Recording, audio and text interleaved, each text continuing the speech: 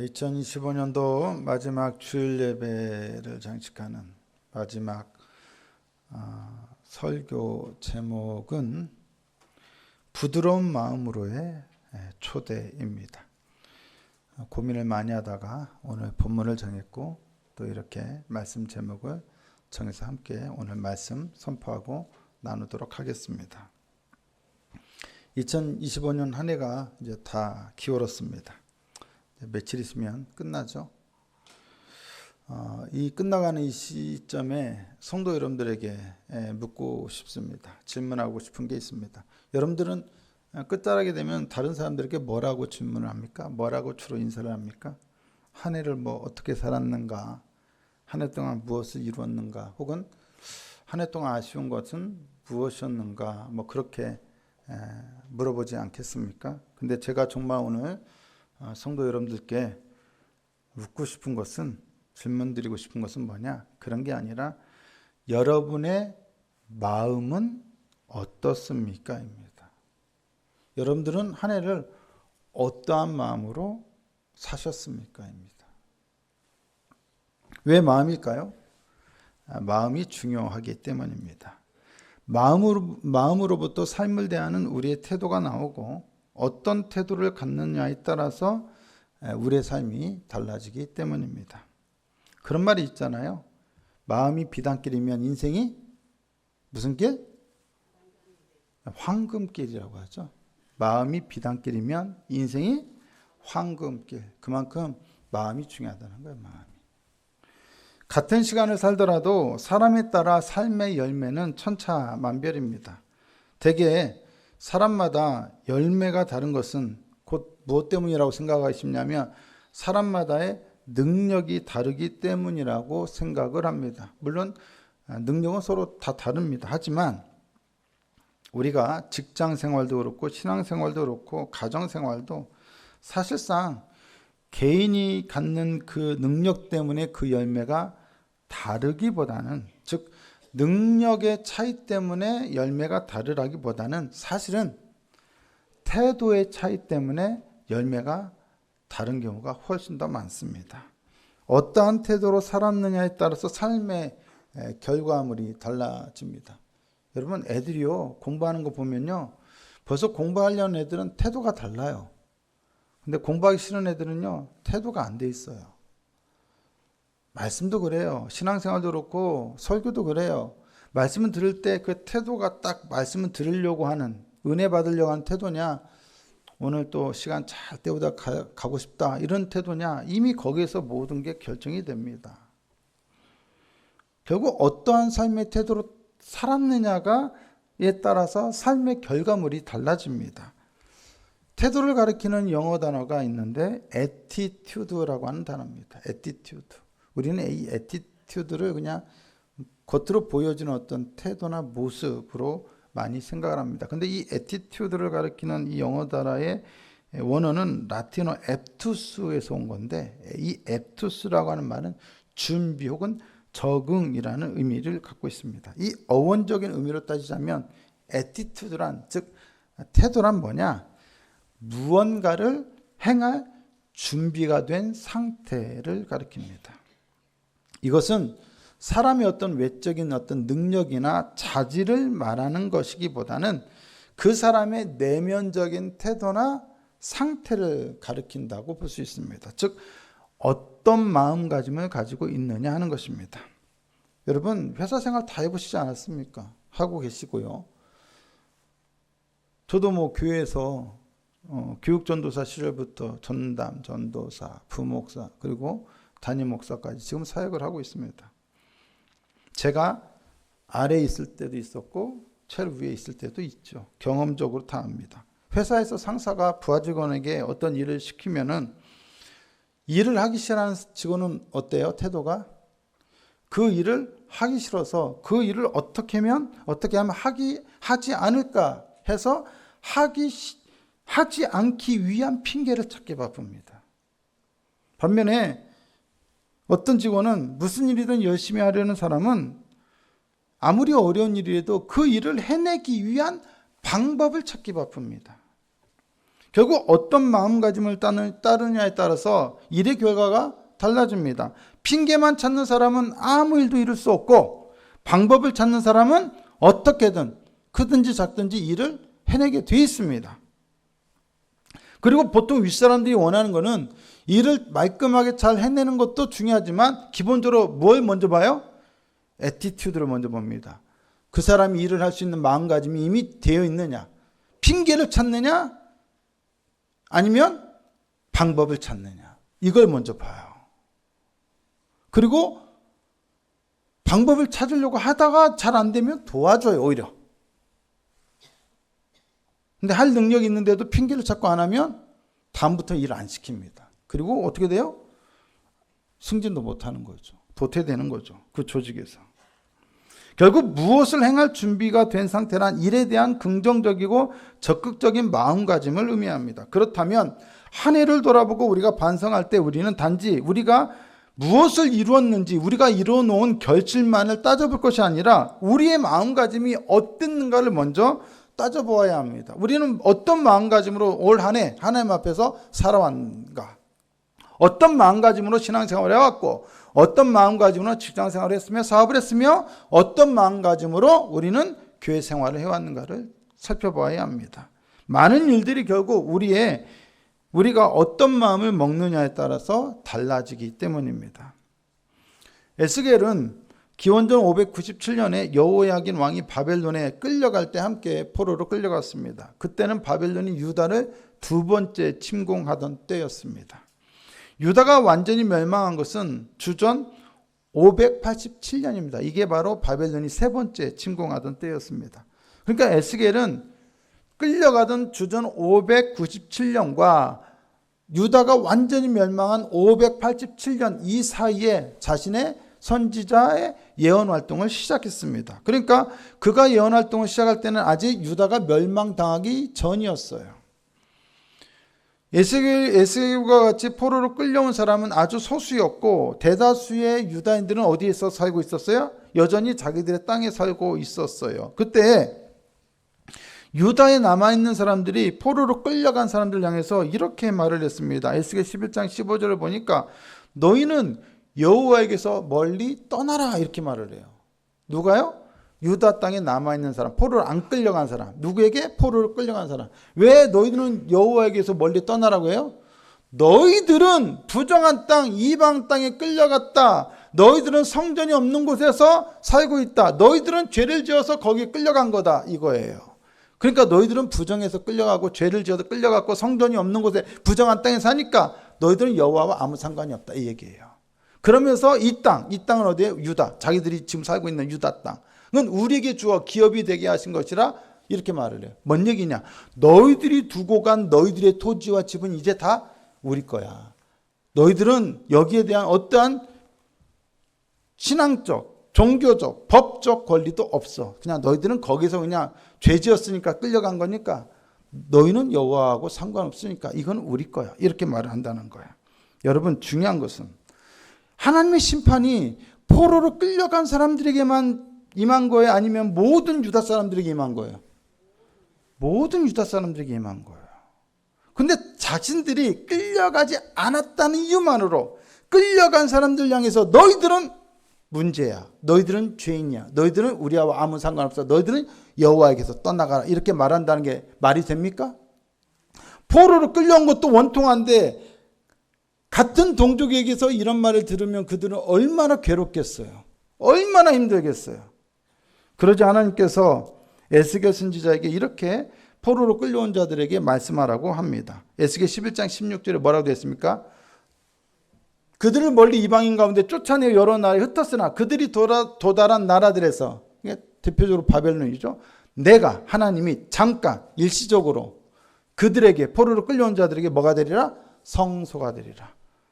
성전이 없는 곳에 부정한 이방의 땅에 살고 있는 그들에게 여호와와 상관없다고 하는 그들을 향해서 하나님은 내가 너희들의 성전이 되어줄게 라고 말하는 거예요. 그렇다면 뭡니까? 유다에 남아있다고 해서 하나님의 심판을 피한 것도 아니고 예루살렘에 성전이 있다고 해서 그것이 하나님의 임재를 보장해 주는 것도 아니라는 것을 의미하죠. 하나님은 이 포로들을 비록 포로로 끌려오게 하셨지만 그것은 하나님의 분명한 어떤 계획이 있으셨기 때문이에요. 그 계획에는 뭐냐? 에스겔 11장 18절입니다.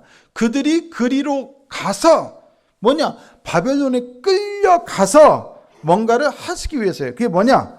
에스겔 11장 21절을 보니까 미운 것과 가증한 것을 마음으로 따르는 자였던 그들에게서 에스겔 11장 19절과 20절을 보십시오. 뭐라고 되어 있습니까? 내가 그들에게 한 마음을 주고 그 속에 새 영을 주며 그 몸에서 돌 같은 마음을 제거하고 살처럼 부드러운 마음을 주어 내 율례를 따르며 내 규례를 지켜 행하게 하리니 그들은 내 백성이 되고 나는 그들의 하나님이 되리라. 우상을 따르던 그들에게, 돌 같은 마음으로 살던 그들에게 살처럼 부드러운 마음을 주어서 이제는 그들이 우상을 따르는 것이 아니라 누구를? 하나님을 따르도록 하겠다라는 거예요. 결국 바벨론 포로로 그들이 끌려와야 하고 이런 고통과 이런 심판과 이런 어려움을 당한 이유는 그들이 돌 같은 마음, 딱딱한 마음을 갖고 있었기 때문에 그것들을 살처럼 부드러운 마음으로 만들기 위한 하나님의 과정이었다라는 것이죠. 하나님은 그들의 마음이 잘못되었기 때문에 그들의 마음을 변화시키시기를 원하셔요. 그들의 마음이 살처럼 부드럽게만 된다면 그들은 다시 하나님의 백성이 될 수 있어요. 그렇다면 우리는 바벨론 포로가 단지 범죄한 유다 백성들을 벌주기 위한 것만이 아님을 알 수가 있습니다. 오히려 그것을 통해 하나님은 그들의 마음을 근본적으로 변화시키기를 원하셨던 것입니다. 돌 같은 마음 때문에 그들이 실패했기 때문에 이제 하나님은 그들의 마음을 살처럼 부드럽게 만드시기를 원하셨습니다. 그것을 위해서는 반드시 바벨론 포로라는 고통스러운 과정이 필요했던 것입니다. 연말이라 회식이 많죠? 예. 여러분 회식 때는 뭐니 해도 뭘 먹어야 돼요? 네, 고기를 먹어야 돼요. 남의 살을 먹어줘야죠. 회식 때 회식이라고 치고 갔더니 풀떼기만 주면은 기분 좋아하는 사람 별로 없죠. 채식주의자가 아닌다며야. 예, 고기를 먹어야 합니다. 근데 주로 어떤 고기를 드십니까? 회식 때? 네, 소고기도 드시고 생선도 드시고 돼지고기도 드시겠지만 그래도 아무래도 한국 사람들의 소울 고기는 아무래도 삼겹살 아닐까 싶어요. 근데 삼겹살집이라도 유달리 맛있는 집이 있고 별로 맛이 없는 집이 있어요. 그리고 유달리 이 삼겹살이 부드러운 집이 있어요. 고깃집이 있어요. 참 먹으면 참 부드럽고 질기지 않고, 그죠? 도대체 어떻게 했길래 고기가 그렇게 부드러울까요? 바로 고기에 칼집을 냈기 때문입니다.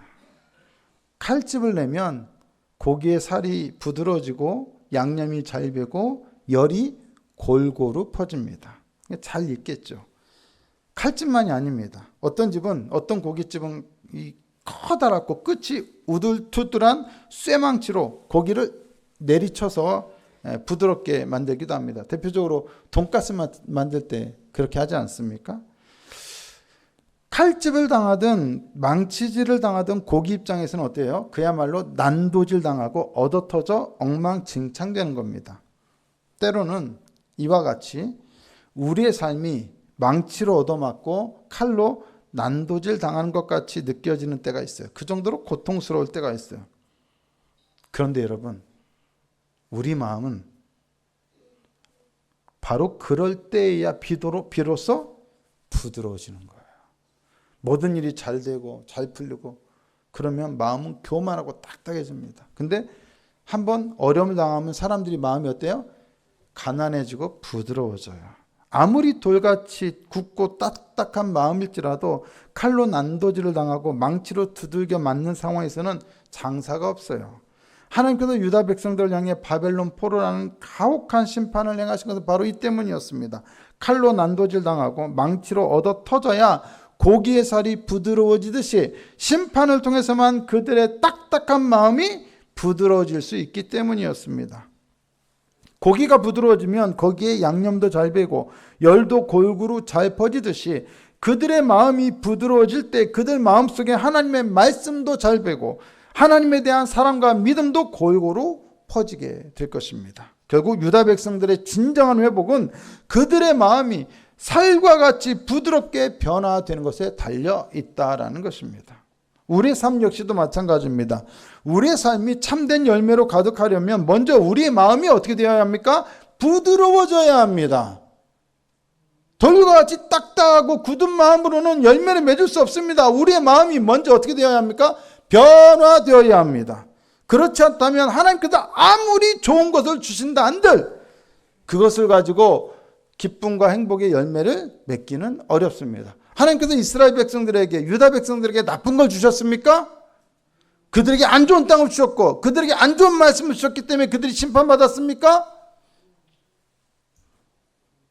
사람들이 가끔 그런 말을 하죠. 젊었을 때는 참 뜨거웠는데, 뜨거웠다는 거죠. 예전에 참 나도 열심히 했는데, 그때는 참 은혜가 넘쳤는데. 여러분, 그런 얘기를 하고 있다는 얘기는 지금 어떻다는 겁니까? 안 그렇다는 얘기잖아요. 그러면 하나님은 그때만 은혜를 베푸시고 지금은 안 베푸십니까? 그때만 하나님은 역사하시고 지금은 역사하시지 않으십니까? 결국 바뀐 건 뭐예요? 바뀐 것은 하나님의 은혜나 역사가 아니라 뭡니까? 바로 우리의 마음입니다. 우리의 마음이 어느새 돌처럼 딱딱하게 굳어 있으니까 무엇을 주신들 안들 그거를 은혜로 못 받는 거예요. 그걸 기쁨으로 못 받는 거예요. 그래서 말씀을 아무리 들어도 속으로 그 예전에 다 들었는데 나 그거 알고 있는데 그러고는 그 말씀을 나를 향하여 주시는 말씀으로 받아들이고 순종하고 실천하고 삶에 적용하려고 하지는 않습니다. 말씀을 마음 깊이 받아들이려 하지 않습니다. 돌 같은 마음의 특징은 바로 뭐냐? 반응하지 않는다는 거예요. 반응하지 않는다는 거예요. 무슨 말씀을 들어도 한결같이 반응해요. 어떤 반응? 무반응. 설교 들을 때, 말씀 들을 때 고개를 까딱이라도 하세요. 그러면 반응한다는 걸 아는데 전혀 아무런 반응이 없으면 뭐지? 이런 생각이 들어요.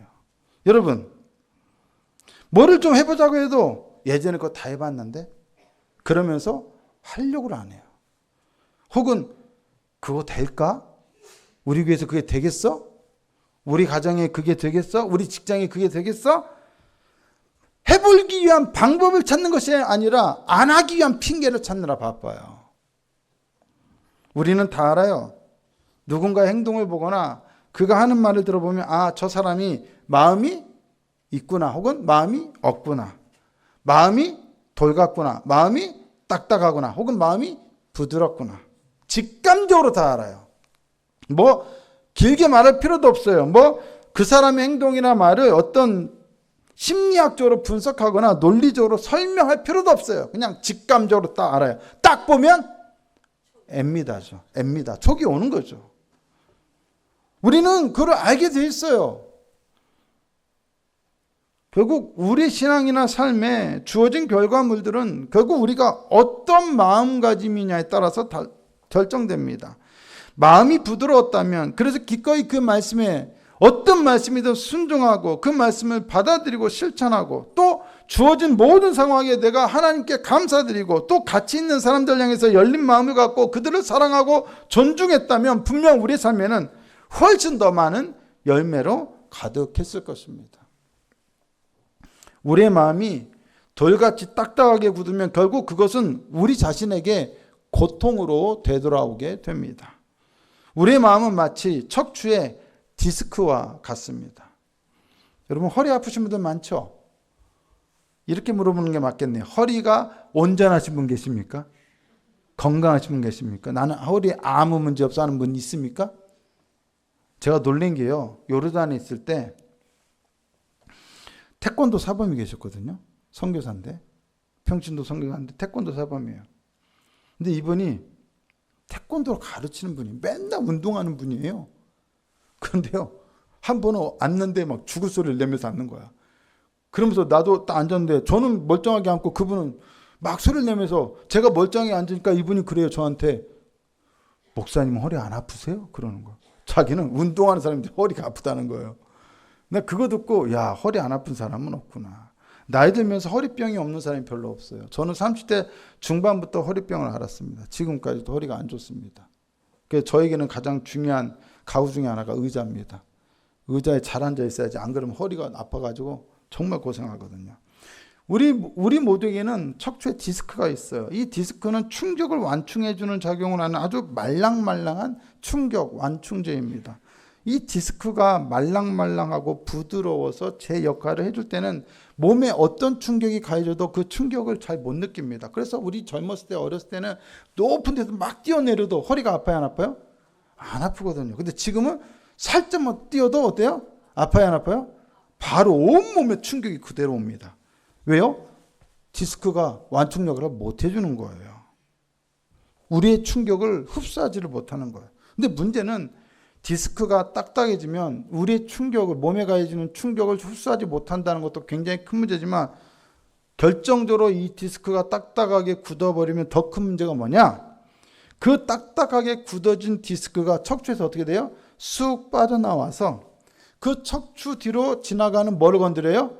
신경을 건드려요. 그래서 디스크가 문제 생기면 반드시 허리가 아픈 거예요. 신경을 건드리기 때문에. 이게 꼭 척추 사이에서 딱딱해진 디스크가 삐져나온단 말이에요. 그래서 수술을 하려면 디스크를 잘라내는 수술을 그래서 하는 것 아닙니까? 근데 이 디스크 하나가 죽는데, 딱딱하게 굳어가면서 죽는데 시간이 얼마나 걸리는 줄 아십니까? 보통 4년에서 5년이 걸린다고 합니다.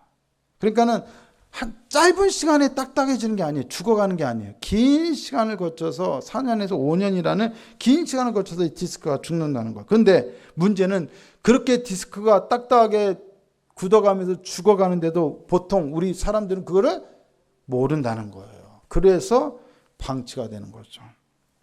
그런데 우리의 마음이 딱 그렇다는 거예요. 우리는 내가 그래도 교회 오래 다녔는데, 내가 그래도 신앙생활 많이 했는데, 나 매주 교회 나가서 예배 드리는데, 그러니까 그거 믿고 자기의 마음이 딱딱하게 굳어가고 죽어가고 있는지를 모르는 거예요. 마음의 디스크가 굳어버리면 충격 완충제 역할을 하지 못하기 때문에, 예전에는 그냥 웃고 지나갈 만큼 사소한 것조차도 이제는 기분이 나빠요. 마음이 상하고 쉽게 삐져요. 마음을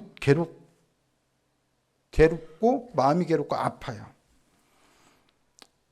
아무것도 아니거든요. 누가 말하면 그냥 나를 위해서 한 말인데도 그게 나를 뭐라 하는 것 같고, 목사가 웃자고 하는 얘기인데 나를 정죄하는 것 같고, 다른 성도가 나를 위해서 해주는 말인데도 나를 무시하는 것 같고, 그냥 마음이 어때요?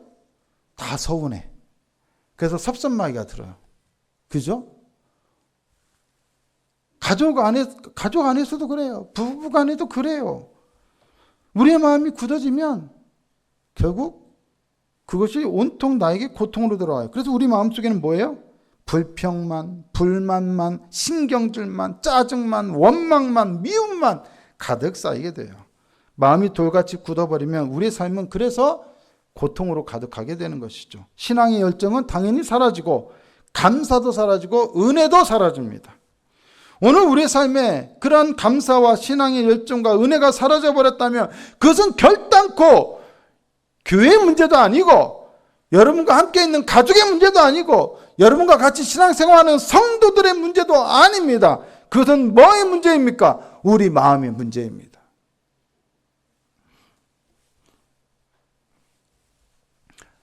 아이의 뇌 기능이 발달하는 데 도움을 주는 엄마의 신체 부위가 있다고 합니다. 여러분, 어디일까요? 아이의 뇌 기능에 발달을 주는 엄마의 신체 부위는 어디일까요? 엄마의 허벅지가 두꺼울수록 아이에게 영양분을 잘 공급할 수 있다고 합니다. 어디가요? 허벅지가. 미국 피츠버그 대학의 한 교수가 왜 여성은 지방이 필요한가라는 책을 썼는데, 거기에는 여성의 허벅지와 엉덩이가 아이의 뇌를 발달시키는 영양분의 저장소라고 합니다. 이 하반신의 지방이 모유, 소유, 수유를 통해서 아이에게 그대로 전달되어서 아이의 지능 발달에 영향을 미친다고 이 책은 설명하고 있습니다. 미모에 관심이 있는 사람이라면 그게 10대 소녀들이든 20대 아가씨들이든 엉덩이가 크거나 허벅지가 두꺼운 것을 좋아할 리가 없습니다. 그래서 당연히 뭐 하려고 그래요? 다이어트를 하려고 하겠죠. 안 먹죠. 막 살 빼죠. 근데 하지만 그것이 결코 미래의 나의 아이를 위해서는 결코 좋은 일이 아니라는 거예요. 10대 때는, 젊었을 때는 다이어트를 할 것이 아니라 무조건 뭐 해야 돼요? 잘 먹어야 돼요. 자기 아이, 미래의 아이를 위해서 반드시 그래야 돼요. 그런데 그거는 미래의 아이를 위해서만이 아니라 자기 자신을 위해서도 꼭 필요한 일이에요. 여자들이 임신을 하면 반드시 뭘 섭취해야 하느냐? 칼슘을 섭취해야 합니다. 그런데 임산부가 칼슘을 적게 섭취하면 칼슘의 섭취가 적으면 태 속에 있는 태아도 칼슘이 필요한데, 그러면 태아는 어디에서 그 칼슘을 가져올까요? 엄마의 뭐에게서? 엄마의 뼈에서 자기에게 부족한 칼슘을 가져온다는 거예요. 태아가. 그러면 엄마가 잘 안 먹고 칼슘이 부족하면 애한테 다 뺏기고, 그럼 엄마의 뼈는 어떻게 돼요? 애를 또 그런 상태에서 많이 낳으면. 그래서 옛날 엄마들, 할머니들 뭐에 많이 걸렸어요? 골다공증에 그래서 많이 걸린 거예요. 그런데 여러분, 이 임산부나 태아에게 칼슘이 얼마나 중요하냐면, 쥐는요, 새끼를 뱄을 때 칼슘을 섭취하지 못하면 쥐는 그냥 녹아버린대요. 그 정도로 칼슘이 중요해요. 근데 중요한 것은 이겁니다. 여성이 초경을 시작하면 아무리 칼슘제를 먹어도 흡수율이 떨어진다는 거예요. 나이가 들어서는 아무리 칼슘제를 먹어도 흡수하지 못하고 그게 다 어디로 빠져나가냐? 소변으로 빠져나간다는 거예요. 그러니까는 언제 그 칼슘을 많이 흡수해야 한다는 거예요? 10대 때. 10대 때. 어릴수록 다이어트 할 게 아니라 잘 먹고 칼슘 같은 거 꼭 흡수해야 한다는 거예요. 누구나 당연히 영양분을 잘 흡수해야 하지만 중요한 것은 칼슘같이 어릴 때에만 흡수가 되는 영양분이 있다라는 거예요. 때를 놓치면 안 되는 거예요. 그러면 왜 칼슘은 어릴 때에만 흡수가 잘 될까요? 그거는 어릴 때는 우리의 뼈가 계속 자라야 하기 때문에 우리의 몸이 칼슘을 최대한 빨아들이려 하기 때문이랍니다. 성장기에 있는 아이들의 뼈는 성인의 뼈보다 훨씬 유연하고 부드러운 성질을 가지고 있습니다. 다 자라서 뼈가 딱딱하게 이제 굳어버리면 칼슘은 더 이상 잘 흡수가 안 되는 거예요. 성장기에 있는 아이들의 뼈가 부드럽고 유연할 때 칼슘 같은 영양분이 잘 흡수가 되듯이 우리의 마음도 살처럼 부드러울 때만 하나님의 말씀과 하나님의 은혜가 제대로 잘 흡수가 될 수 있습니다. 마음이 딱딱하게 굳어버리면 제 아무리 좋은 말씀을 먹어도 제대로 흡수가 되지 않습니다. 그렇게 되면 결국 어떻게 됩니까? 임신한 쥐가 칼슘 섭취가 부족하면 녹아버리듯이 우리의 마음이 하나님의 말씀을 제대로 섭취하지 못하면 결국 우리의 신앙도 녹아버리고 사라지는 거예요. 그러면 유다 백성들처럼 결국 하나님의 심판을 겪어야 합니다. 우리의 삶이 칼로 난도질 당하고 망치질을 당하게 되는 겁니다. 그렇게라도 하셔서 하나님은 우리의 마음을 부드럽게 하시기 원하시기 때문입니다. 마음이 부드럽게 되는 것이 우리가 살 길이요, 우리가 잘 되는 길입니다. 삶의 열매가 풍성하려면 돌 같은 우리의 마음이 살처럼 부드러운 마음으로 변화되어야 합니다. 하나님께서 우리에게 하시고자 하는 일이 바로 그것입니다. 에스겔 11장 19절을 보십시오. 같이 한번 읽어보실까요? 시작. 내가 그들에게 한 마음을 주고 그 속에 새 영을 주며 그 몸에서 돌 같은 마음을 제거하고 살처럼 부드러운 마음을 주어. 여러분, 하나님은 돌 같은 마음을 수리하시지 않고 제거하시는 거예요. 그리고 살처럼 부드러운 마음을 주시겠다고 하셨어요. 근데 중요한 것은 이것이 우리의 노력이나 의지로 되는 일이 아니라 오직 무엇으로만? 성령의 역사로만 가능하다는 거예요. 새 영이 부어져야만 한다는 거예요. 그러면 어떻게 하나님은 우리에게 성령을 부어주시죠? 우리 속에 어떻게 새 영을 주실까요? 우리가 새 영을 받기 위해서, 성령을 받기 위해서 어디 특별한 곳으로 가야 합니까? 교회를 옮기면 그러면 새 영을 받을 수 있나요? 아니면 내가 특별한 사람을, 어떤 특별한 목사를 만나면 새 영을 받을 수 있나요? 아닙니다. 그런다고 될 일이 아닙니다. 하나님이 주시리라 약속하신 성령을 받기에 우리가 해야 할 일은 이것입니다. 첫째, 우리 마음이 돌처럼 딱딱하다는 것을 우리가 인정해야 합니다. 새 영은 자신의 마음이 돌처럼 굳어 있다는 사실을 깨닫고 절망하는 사람들에게 임합니다. 자기 자신이 영적으로 파산했음을 하나님 앞에 인정하고 고백해야 합니다. 내 속에 있는 이 고집과 냉소를 버리지 못했다는 사실을 하나님께 고백해야 합니다. 여러분, 에스겔서에서 새 영의 약속을 받았던 사람들은 유다 땅에 남아서 바벨론에 끌려간 자기의 동족들을 정죄하고 비난하며 영적인 우월감에 빠져있던 교만한 자들이 아니라 포로로 끌려가서 자신들의 죄를 깨닫고 낮아졌던 에스겔 선지자와 같은 포로들이었습니다. 내 안에 돌처럼 굳고 딱딱해져 버린 마음을 인정하고 하나님 앞에 내놓을 때 우리는 그때서야 새 영을 받을 수 있는 겁니다.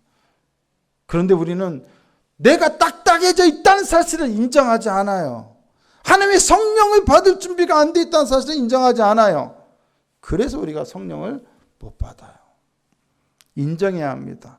우리가 교회 오래 다녔다고, 신앙생활 많이 했다고 우리의 마음이 어린아이 마음처럼 부드럽다 착각해서는 안 됩니다. 나이를 먹는다는 것은 나쁜 건 아닙니다. 하지만 나이를 먹는다는 것은 또한 때가 묻는다는 부정적인 면도 없지 않습니다. 세상을 살다 보면 경험도 쌓이고 연륜도 쌓이지만 사실 우리가 동심을 잃어요. 동심, 부드러운 마음을 잃어요. 그러므로 우리가 나이를 먹을수록 우리가 지켜야 할 것은 동안이 아니라 뭐예요? 동심이에요. 동심. 부드러운 마음을 지켜야 돼요.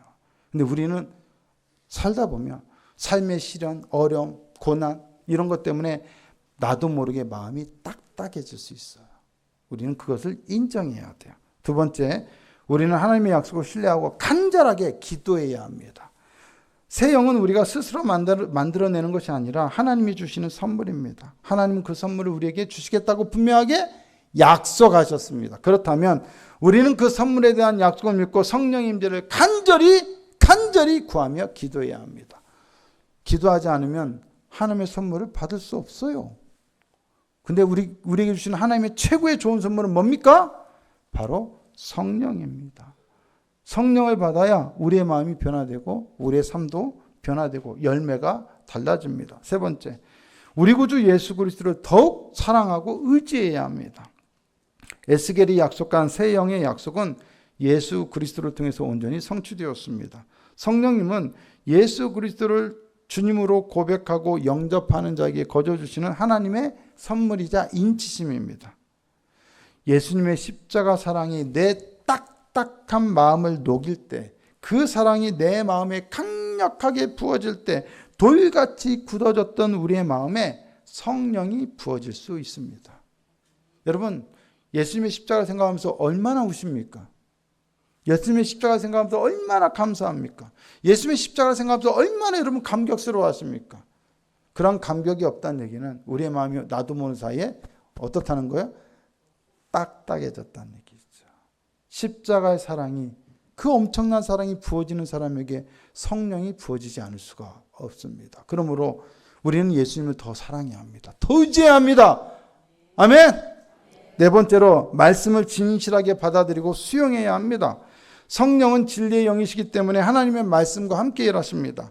여러분, 딱딱한 땅에 비가 계속 내리면 결국 진흙처럼 그 땅은 부드러워집니다. 마찬가지로 우리가 기록된 말씀이 하나님의 말씀을 계속 읽고 묵상하면서 혹은 선포되는 하나님의 말씀을 계속 들으면서 내가 그 말씀대로 작게라도 부족하지만 그래도 내가 순종하려고 연습을 지속적으로 하다 보면 어느새 우리는 성령으로 충만한 우리 자신을 발견하게 될 것입니다.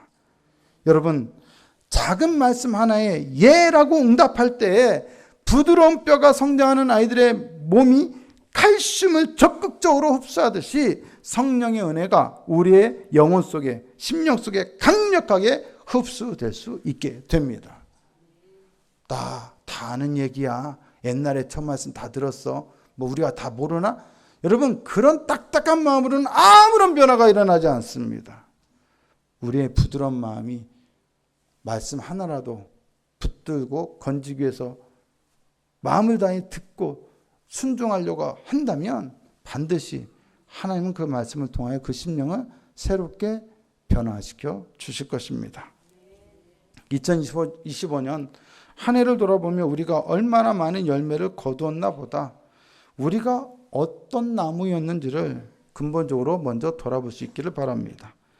돌 같은 딱딱하고 굳은 마음을 가진 나무였었는지 살처럼 부드러운 마음을 가진 나무였었는지 우리가 결실한 것은 우리가 바로 그러한 나무였기 때문입니다. 때문에 좋은 결실을 원한다면 우리가 좋은 나무가 되어야 합니다. 돌 같은 마음을 가진 나무가 아니라 살처럼 부드러운 마음을 가진 나무가 되어야 합니다.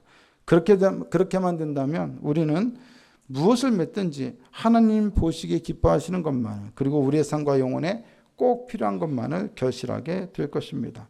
마태복음 7장 16절에서 18절 예수님께서 하신 말씀 한번 같이 읽어보겠습니다. 시작. 그들의 열매로 그들을 알지니 좋은 나무마다 아름다운 열매를 맺고 못된 나무가 나쁜 열매를 맺나니 좋은 나무가 나쁜 열매를 맺을 수 없고 못된 나무가 아름다운 열매를 맺을 수 없느니라. 아멘. 2025년도 여러분들은 어떤 나무로 어떤 마음으로 사셨습니까? 또 묻겠습니다. 2026년도 여러분들은 어떤 마음으로 어떤 나무가 되어 사시겠습니까? 사랑하는 성도 여러분, 좋은 나무는 아름다운 열매를 맺을 수밖에 없습니다. 좋은 나무가 나쁜 열매를 맺을 수는 없습니다. 부디 2026년도에는 우리 모두가 살처럼 부드러운 마음을 가진 좀 더 좋은 나무가 되어서 더 아름답고 좋은 열매를 맺는 삶을 살 수 있게 되기를 바랍니다. 교회의 성장과 부흥은 성도들이 어떤 마음을 가졌느냐에 달려 있습니다. 제가 부임 초기부터 말씀드리지 않았습니까? 목사 한 사람 바뀐다고 교회 바뀌지 않는다고. 지금 여러분 그대로 보고 있지 않습니까? 목사 한 사람 바뀌어가지고 지금 몇 년 됐어요? 3년은 아직 안 됐고요. 2년 반 좀 넘었습니다. 뭐가 그렇게 변화됐던가요? 설교하는 사람만 바뀌고 뭐가 그렇게 우리 사회에 많이 변화되었어요? 목사 한 사람 바뀐다고 되는 게 아닙니다. 근본적으로 목사가 되었던 성도들이었던 우리의 마음이 변화되어야 합니다. 우리 공동체 마음이 근본적으로 변화되어야 합니다. 마음의 성질이 변화되어야 합니다. 돌같이 딱딱한 마음이 아니라 살같이 부드러운 마음으로 변화되어야 돼요. 그럴 때 누가 뭐라 할 때 아 그랬구나 하고 넘겨줄 수 있고 웃어줄 수 있고 격려해 줄 수 있고 위로해 줄 수 있는 겁니다. 그럴 때야 목사가 말씀하면 아멘 그렇습니다 하고 은혜 받는 것이지 돌같이 딱딱한 마음이면 설교나 잘해라 연구나 잘해라 기도나 더 해라 그렇게 되는 거예요. 여러분 우리 모두의 마음이 바뀔 때 우리 공동체의 마음이 같이 변화됩니다. 그때 우리 안에 성령은 강력하게 부어질 것이고 그때 우리는 아름다운 열매 놀라운 열매 그리고 부흥의 열매를 결실하게 될 것입니다. 아무쪼록 2025년도 여기까지 인도하신 하나님께 감사할 뿐만 아니라 2026년도 부드러운 마음으로 우리를 초대하시는 그 하나님의 말씀에 순종하여 하나님 이런 마음으로 2026년도를 맞이하겠습니다. 그렇게 결단하는 저와 여러분 다 되실 수 있기를 예수님의 이름으로 축복합니다.